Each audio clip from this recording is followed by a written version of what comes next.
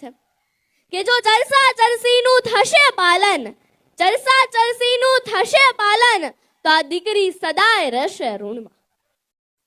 કોણ જાણે આ સમાજની કેવી રીત હશે, લગ્ન પ્રસંગની ઉજવણી તો સાવ અનોખી જ હશે. પણ જ્યારથી હું સમજણી થઈ છું ત્યારથી આ વિચાર મારા મગજમાં આવ્યા કરે કે શું કુદરતની એવી રચના છે કે વરઘોડો કાઢવો જ પડે? ટ્રાફિક અને ધ્વનિ પ્રદૂષણ ફેલાવવાનો શું અર્થ છે? શું ડીજે વગર સપ્તપદીના ફેરા ન ફરી શકાય? આપણા પેટની ભૂખ માત્ર ને માત્ર 80 કે 100 ગ્રામની હોય તો 600 કે 800 રૂપિયાની ડીશની શી જરૂરિયાત છે? નવયુગલોની પ્રીત તો પાલવડે બંધાય છે તો ચોરીનો માંડવો લાખોમાં કેમ લખાય છે? હા, આવા સુપ્રસંગે દીકરી પાર્લરમાં તૈયાર થાય એના ઘણા શોખ હોય, ઘણા સપના જોયા હોય, પણ જ્યાં મોર જાજે ઉગમણે દેશ એવા ગીતો ગવાય છે ત્યાં ડીજેના પડઘા કેમ સંભળાય છે?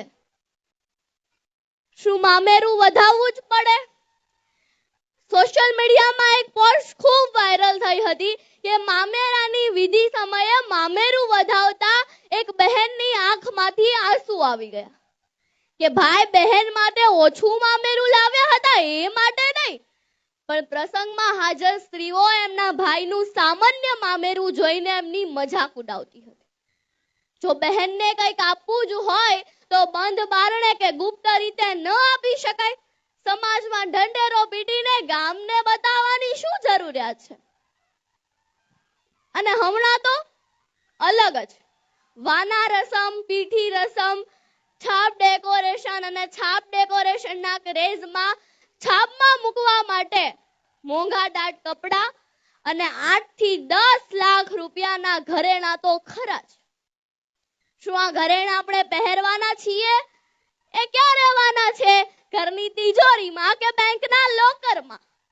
આજે દેશમાં કરોડો ટન સોનું એ બેંકના લોકરમાં જોવા મળે છે.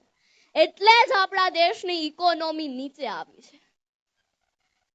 આપણા ગુજરાતીઓમાં આવી કહેવત છે કે લાંબા જોડે ટૂંકો જાય, મરે નહીં ને માંદો થાય. સ્વાભાવિક વાત છે કે મોંઘાદાટ ખર્ચા અમીર વર્ગ, પૈસાદાર લોકો કરે, પણ જ્યારે નાનો માણસ એની હેસિયતથી વધારે કરવા જાય તો મુશ્કેલીમાં મુકાય છે. જ્યારે કોરોના આવ્યો ને ત્યારે આપણને સમજાવતો ગયો કે માણસ ઓછા ખર્ચે પણ પોતાનું જીવન શાંતિથી જીવી શકે છે. દેખાદેખી કરીને, ખોટા ખર્ચા કરીને દીકરા કે દીકરીના ધામધૂમથી લગ્ન માટે એના પિતા પર કેટલી મોટી જવાબદારી આવી પડે. આ બધું જ જાણવા છતાં મૌન સેવાય છે.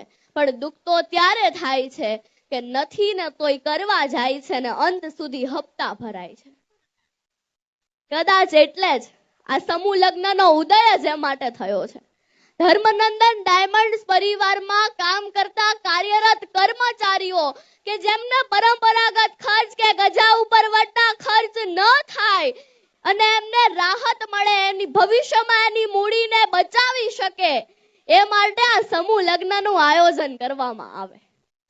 આ ધર્મનંદન ડાયમંડ્સ પરિવારની તમામ યુવા ટ્રસ્ટી ટીમને હું દિલથી બિરદાવું છું.